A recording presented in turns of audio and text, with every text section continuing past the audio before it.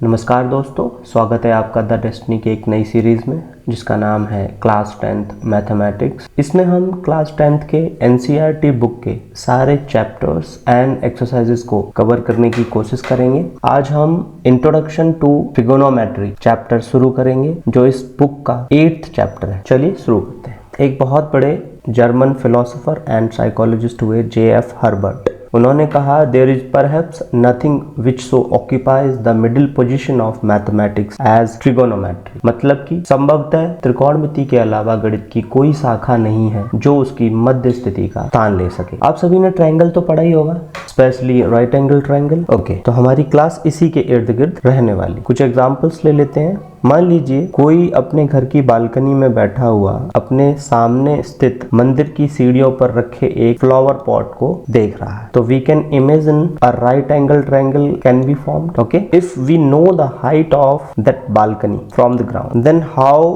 We would find out the distance of that house from temple. यही सब हम trigonometry में सीखेंगे। एक और एग्जाम्पल ले लेते हैं। मान लीजिए हम में से कोई कुतुब मीनार को देखने गया हुआ, मीनार से कुछ दूरी पर खड़ा होकर कोई कुतुब मीनार के टॉप को देख रहा है। अगर हमें ऑलरेडी वो डिस्टेंस पता है तो हम कुतुब मीनार की हाइट को कैसे फाइंड आउट करें, यही सब हम त्रिकोणमिति में सीखने वाले हैं। एक और एग्जांपल ले लेते हैं। मान लीजिए कोई एक बलून है जो स्थिति A में है और किसी लड़की द्वारा देखा जा रहा है। जिस वक्त वह देखा जा रहा है उसका एंगल कुछ होगा, एल्टीट्यूड जमीन से, मान लीजिए वो θ1 और हम यह जान। कुछ समय पश्चात वो अपनी माताजी को भी बुला लाती है। फिर दोनों लोग जब इस बलून को देखते हैं तो वो स्थिति B में चला जाता है। इस वक्त जो एल्टीट्यूड होगा वो डिफरेंट होगा, दैट वुड बी। अगर हमें θ1 पता है तो θ2 को कैसे फाइंड आउट करें। आप सभी ने देखा इन सभी एग्जांपल्स में, इन सभी सिचुएशंस में डिस्टेंस, हाइट और अल्टीट्यूड ये हम निकाल सकते हैं by using some mathematical technique which comes under a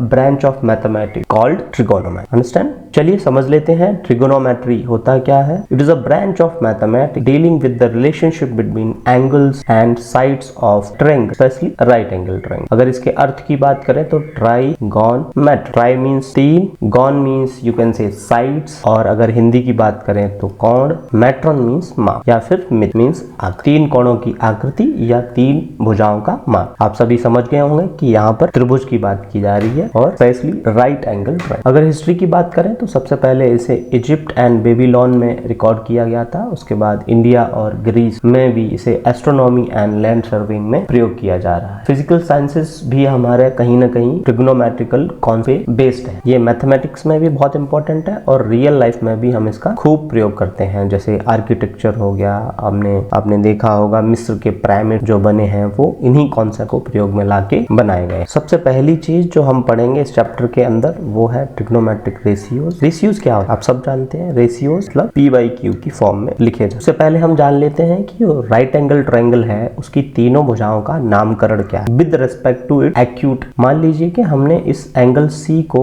respect angle माना हुआ, तो कभी भी एंगल के सामने की भुजा को बोलते हैं लंब, यानी कि आपका परपेंडिकुलर। 90 डिग्री के सामने की भुजा हमेशा कर्ण रहेगी, जिसे अंग्रेजी में हाइपोटेन्यूस बोलते हैं, और जो आपकी एक भुजा बच गई उसे बोलते हैं आर्क। यहाँ पर अगर हम एंगल्स को इंटरचेंज कर लें, अगर हम इस एंगल A को रिस्पेक्ट एंगल मान के चलते हैं तो इसके सामने की भुजा जो होगी ये हो जाएगी लंब, और कर्ण तो कर्ण रहेगा, बाकी ये A भी भुजा हो जाएगी आर्क। समझ गए? तो इस एंगल की विद रिस्पेक्ट में ही हमें भुजाओं का नामकरण करना। बेसिकली तीन भुजाएं हैं, लंब, आधार, कर्ण, परपेंडिकुलर, बेस एंड हाइपोटेन्यूस। इन्हीं तीनों भुजाओं के रिलेशनशिप से या अनुपातों से हमने हमारे ट्रिग्नोमेट्रिक रेशियोज को बनाया है। तो टोटल ट्रिग्नोमेट्रिक रेशियोज हैं आपके 6। पहला आता है sine. Sine is opposite side upon hypotenuse. Opposite side of what? It is respect to our acute angle. जैसे कि अगर हम यहाँ पर एंगल A को लेके चलते हैं एक्यूट एंगल, तो हमारे इसके सामने की भुजा, ऑपोजिट भुजा क्या हो गई? BC हो गई। तो हमारा साइन क्या हो जाएगा? लंब बट्टे कर्ण, यानी कि लंब इज योर BC एंड कर्ण इज योर। इसी प्रकार से cos adjacent side upon hypotenuse. Adjacent side मतलब ये जो एंगल है इस एंगल के एडजेसेंट कौन सी साइड है, दैट मींस योर बेस, आधार। तो कोसाइन विल बी आधार बट्टे कर्ण। आधार हमारा क्या है, ए बी, और कर्ण क्या है, ए। इसी प्रकार टेंजेंट की बात करें तो opposite side upon adjacent side, तो opposite side will be your लंब and adjacent side will be your आधार। अगर ट्रायंगल की बात करें तो B C upon A B. इसी प्रकार से बाकी के 3 रेसिप्रोकल ट्रिग्नोमेट्रिक रेशियोज भी हैं, जो साइन, कॉस एंड टेन के रेसिप्रोकल। साइन का रेसिप्रोकल इज कॉसेक, कॉस का reciprocal is your sake and ten का रेसिप्रोकल इज योर कॉट। और इनके अगर फॉर्मूलेज की बात करें तो बिल्कुल ऑपोजिट हो जाएंगे, दीज आर रेसिप्रोकल। जैसे कि अगर आप कोसिक को फाइंड आउट करना चाहते हैं तो आप इस फॉर्मूले को उल्टा कर, कर्ण बटे लंब इज योर कोस। ठीक, इनको याद करने के लिए हमारे टीचर्स ने हमें LAL अपॉन KKA ये एक न्यूमेरिक बताया था, सिंपल सा है। अगर आप पहले वाले की बात करें L upon K, that is your लंब, L फॉर लंब एंड K फॉर कर्ण, तो पहला वाला इज योर साइन। दूसरे वाले की बात करें आधार बटे कर्ण इज योर कॉस, और लास्ट वाली की बात करें लंब बटे आधार इज योर टेन। अगर इनके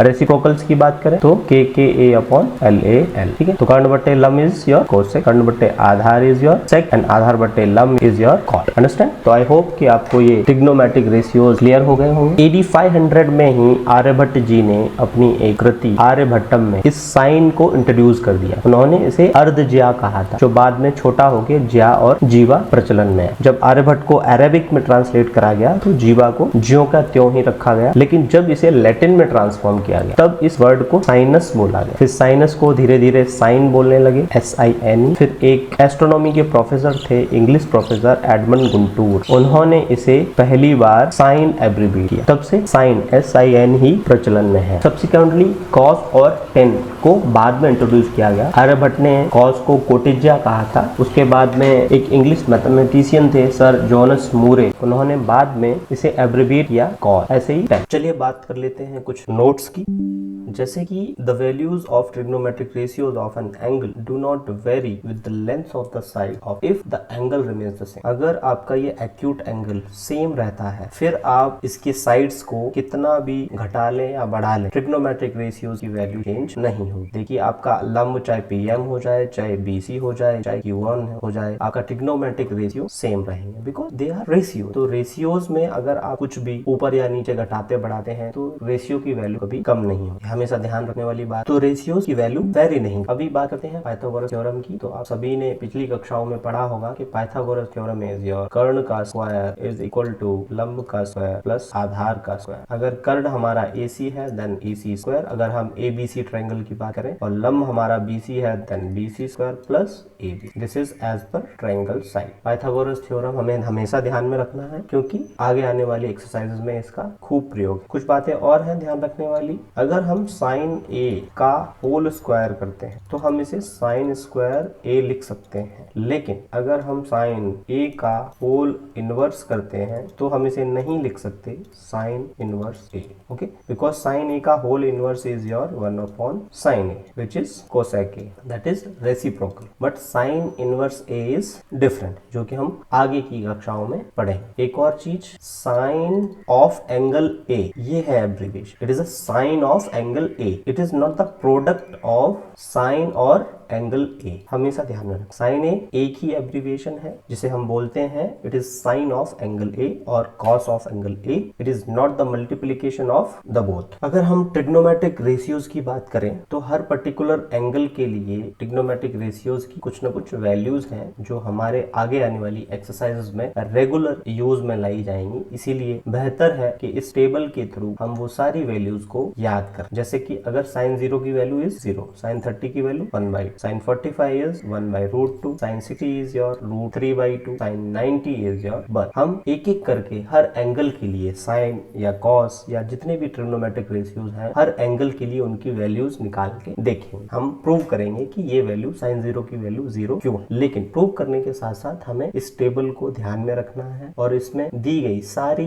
वैल्यूज हमें याद रखना है। बाद में हम ये भी डिस्कस करेंगे कि इन वैल्यूज को हम बहुत ही सरलता से अपने ध्यान में रख सकते हैं, याद रख सकते हैं हैं जो हमें 10th क्लास से लेके आगे आने वाली मैथ की जितनी भी क्लासेस होंगी आपकी ग्रेजुएशन तक, ये आपको याद रहे। It is like ABC of trigonometry. चलिए 45 एंगल से स्टार्ट करते हैं। Trigonometric ratios of angle 45। मान लीजिए कोई ट्रायंगल है ABC, राइट एंगल ट्रायंगल है, तो एंगल B इज 90 डिग्री और 45 की अगर हम बात करें तो इसका एक्यूट एंगल ये 45 डिग्री हो गया। तो हमें 45 की वैल्यू निकालनी है। अब हम सब जानते हैं त्रिभुज के तीनों कोणों का योग 180 डिग्री होता है, तो ये बचा हुआ एंगल भी 45 डिग्री होगा। ये दोनों एंगल समान है, तो हमने एक प्रमेय पढ़ा हुआ है कि समान कोणों के सामने की भुजाएं भी समान होती हैं। इसका मतलब आपका AB और BC बराबर हो। अंडरस्टैंड? अब आप किसी भी ट्रिग्नोमेट्रिक रेशियो को निकालने की अगर बात करें, अगर हमें AC निकालना हो तो यहाँ हम AC भी निकाल सकते हैं। कैसे? पाइथागोरस थ्योरम से। चूंकि AB और BC बराबर है तो यहाँ पर 2AB², अगर BC को AB डाल देंगे तो 2AB² हो जाएगा। अगर हम AC की वैल्यू निकालना भी चाहें तो ये हो जाएगी √2AB। ओके, अब हमारे पास तीनों भुजाएं आ गई, तीनों भुजाओं की आंकिक वैल्यू आ गई। अब हम कोई भी ट्रिग्नोमेट्रिक रेशियो के फॉर्मूले में इसे इंसर्ट कर देंगे और हमें उसकी वैल्यू मिल जाएगी। जैसे कि आप sin 45 की बात करें, एंगल A है तो 45 है वो, उसकी बात करें तो क्या होगा? लंब बटे कर्ण, मतलब BC/AC। एंड आपका BC कितना है? BC is your you can से AB, और आपका AC कितना है? That is √2AB। यहाँ AB से AB कट हो जाएगा और आपकी sin 45 की वैल्यू आ जाएगी 1/2। उस टेबल में भी sin 45 की वैल्यू 1/√2 थी। ऐसे ही अगर आप tan 45 की वैल्यू निकालना चाहें तो tan 45 is equal to BC/AB, और ये दोनों तो बराबर ही है, तो tan 45 की वैल्यू 1। अगर उस सारणी की भी बात करें तो tan 45 इज योर 1। तो 45 एंगल के लिए आप किसी भी ट्रिग्नोमेट्रिक रेशियो का वैल्यू निकाल सकते हैं, बिकॉज आपके पास AB, BC और AC तीनों की आंकिक वैल्यूज उपस्थित है। अब अगर हम बात करें 30 डिग्री और 60 डिग्री, चलिए एक ट्रायंगल ले लेते हैं ABC विच इज इक्विलेटरल। अगर इक्विलेटरल है तो इसके तीनों कोण 60 डिग्री के होंगे और बराबर होंगे। अब हम पॉइंट A से इसके आधार BC पर एक लंब डाल देंगे परपेंडिकुलर AD। अब हमें ये पता है ABD और ACD या ADC ये समरूप है। जब ये समरूप है तो BD is equal to DC, मतलब कि ये दोनों भुजाएं बराबर होंगी। अगर आपकी BC 2x है तो मान लीजिए तीनों भुजाएं 2x है, और ये एंगल भी जो होगा, एंगल DAB एंड DAC ये दोनों भी बराबर होंगे, आधे आधे 30-30, बिकॉज और angle A is 60 degree centigrade. पिछली कक्षाओं में आपने समरूप त्रिभुज के बारे में पढ़ा होगा और उसकी जो फीचर्स हैं उसके बारे में पढ़ा होगा। ये जो दो भुजाएं हैं BD इक्वल टू DC और angle DAB is equal to angle DAC, ये भी वहीं से निकल के आया। अब अगर हमें कोई भी ट्रिग्नोमेट्रिक रेशियोज निकालना हो तो हम किसी भी एक राइट एंगल ट्रायंगल को ले सकते हैं। तो हम एक ट्रायंगल BDA ले सकते हैं जहां पर angle D is your 90 degree. इसमें जब हमें कोई भी ट्रिग्नोमेट्रिक रेशियो निकालना है तो अगर हम 30 डिग्री के लिए बात करेंगे तो यहाँ पर ये एक्यूट एंगल होगा हमारा। 60 डिग्री की बात करेंगे तो यहाँ पर ये होगा एक्यूट एंगल। तो sin 60 की बात करें तो विल बी योर sin 60 मतलब सामने वाली भुजा ये लंब AD अपॉन कर्ण इज योर AB या BA। AD को आपको फाइंड आउट करना पड़ेगा थ्रू पाइथागोरस थ्योरम। तो आप AD कैसे फाइंड आउट करेंगे? विल बी योर कर्ण का स्क्वायर माइनस BD का मतलब x का स्क्वायर, तो it will be √3x। Understand? तो हमने AD फाइंड आउट कर ली √3x एंड AB है हमारी 2x, तो √3x अपॉन 2x, x से x कट गया तो sin 60 की वैल्यू कितनी आ गई दोस्तों? It is √3/2। यही हमारा टेबल के हिसाब से भी है। इसी प्रकार आप किसी भी ट्रिग्नोमेट्रिक रेशियो की वैल्यू निकालना चाहें तो जस्ट आपको सारी भुजाएं पता ही हैं। इसी ट्रायंगल के थ्रू हम 30 के लिए अगर हम sin 30 लेंगे तो वहां पर BD अपॉन AB हो जाएगा which is x upon 2x which is 1/2। इसी तरीके से हम किसी भी ट्रिग्नोमेट्रिक रेशियो की वैल्यू निकाल सकते हैं। अब अगर हम बात करें trigonometric ratios of 0 degree and 90 degree, तो हम यहाँ मान के चलते हैं कि कोई एक ट्रायंगल है ABC, उसमें हम BC को रिड्यूस करते जा रहे हैं। धीरे धीरे ये जो C है वो कोइंसाइड कर जाएगा B के ऊपर, और जो हमारी BC है वो खत्म हो जाएगी, नेग्लिजिबल हो जाएगी, और जो हमारी ये AC है AC ओवरलैप कर जाएगी AB। तो हम ये बोल सकते हैं कि AC कहीं ना कहीं AB के बराबर हो चुकी है, और जो ये एंगल था एंगल A ये भी कहीं ना कहीं 0 के समकक्ष पहुंचा जा चुका है, क्योंकि धीरे धीरे एंगल रिड्यूस होता रहा है यहाँ पर, और यहाँ पे ये अगर एंगल है तो ये एंगल 0 डिग्री। ठीक है, तो अगर हम यहाँ पे कोई भी ट्रिग्नोमेट्रिक रेशियो लें जैसे कि sin 0, तो sin 0 इज योर लंब बट्टे कर्ण। लंब हमारा क्या है? BC, कर्ण क्या है? AC। BC कहीं ना कहीं खत्म हो चुका है, 0 हो चुका है, क्लोज टू 0, और AC हमारा ए बी पे आ चुका है तो या ए सी ही रहेगा। तो 0 बट्टे कुछ भी इज इक्वल टू 0, तो साइन 0 की वैल्यू कितनी आ गई। ऐसे ही अगर आप कॉस 0 की वैल्यू निकालें तो कॉस 0 इज योर आधार बट्टे कर्ण, तो आधार will be your A B और कर्ण जो होगा वो ए सी होगा, which is close to A B, तो A B upon A B is your 1, तो cos 0 की वैल्यू निकल आई 1। इसी तरीके से हम cos 0 की वैल्यू निकाल सकते हैं। आगे चल के हम tan 0, cot 0, cosec 0 किसी की वैल्यू निकाल सकते हैं। अगर आप cosec 0 की बात करें तो it is A C upon 0 और 0 कुछ भी बट्टे 0 क्या होता है हमारा अनडिफाइंड, तो ये हमारा अनडिफाइंड निकला है, मतलब cosec 0 की value is undefined. You understand. इसी तरीके से अगर हम 90 एंगल की बात करें तो हम यहाँ पर क्या करेंगे, इस a को क्लोज लेके जाएंगे b की तरफ, तो इस तरीके से धीरे धीरे ये c ये b जो हमारा AC होगा ये a यहाँ पर आ जाएगा और b तो रहेगा ही, मतलब हमारा जो ये AC है वो ओवरलैप कर जाएगा BC पर और AB क्लोज टू 0। इसी प्रकार से जो हमारा एंगल है ये C angle close to 0 but angle A close to 90 degree, because यहाँ से जैसे जैसे बढ़ता चला जाएगा तो ये 90 डिग्री पे हो जाएगा, बिल्कुल लंब है ना, this angle A will close to 90 degree. अब यहाँ पर वैल्यू पुट करिए साइन 90, तो साइन 90 इज योर लंब बट्टे कर्ण, लंब इज योर BC एंड कर्ण इज योर सेम, दोनों बराबर हो चुके हैं, BC AC के बराबर हो चुका है, तो which will be your BC से BC कट जाएगा, तो साइन 90 की वैल्यू आ जाएगी आपकी 1। ओके, अगर आप cos 90 की वैल्यू निकालना चाहें तो cos 90 इज योर आधार बट्टे कर्ण, आधार ए बी है जो कि बिल्कुल 0 हो चुका है, 0 बट्टे AC, तो दैट विल बी योर 0। इसी प्रकार से आप किसी भी ट्रिग्नोमेट्रिक रेशियो की वैल्यू निकाल सकते हैं bye inserting the particular values of sides into a particular formula. ये हमारी टेबल है, इसे हमें याद रखना है, ये भी याद रखना आसान है। जैसे मान लीजिए अगर आपने साइन A की वैल्यू याद कर ली, sine 0 is 0, sine 30 is 1/2, sine 45 अगर आप देखें तो इसे अगर आप रिवर्स ऑर्डर में 0 से लेके 90 तक अगर स्टार्ट करें तो cos की सारी वैल्यू मिल जाएंगी आपको। जैसे जो साइन 90 की वैल्यू है वही cos 0 की वैल्यू है, आगे cos 30 मतलब साइन 60 की वैल्यू है, cos 45 और साइन 45